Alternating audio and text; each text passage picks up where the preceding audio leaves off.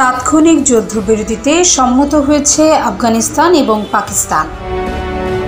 বিতর্কিত সীমান্তে এক সপ্তাহ ধরে চলা ভয়াবহ ও প্রাণঘাতী সংঘর্ষের পর কাতার ও তুরস্কের মধ্যস্থতায় আলোচনার পর দেশ দুটি তাৎক্ষণিক যুদ্ধবিরতিতে সম্মত হয়েছে।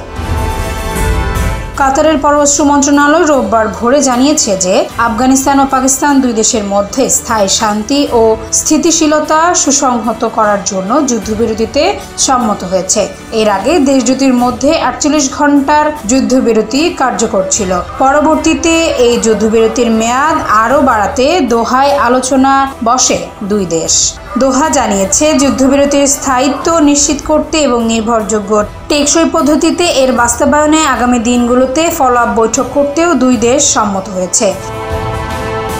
এর আগে উভয় পক্ষই বলেছিল যে তারা শনিবার দোহায় শান্তি আলোচনা করছে, কারণ তারা এগিয়ে যাওয়ার পথ খুঁজছে। 2021 সালে কাবুলে তালেবান ক্ষমতা দখলের পর থেকে দক্ষিণ এশীয় দুই প্রতিবেশীর মধ্যে সবচেয়ে ভয়াবহ সহিংসতায় বহু মানুষ নিহত এবং শত শত মানুষ আহত হয়েছে।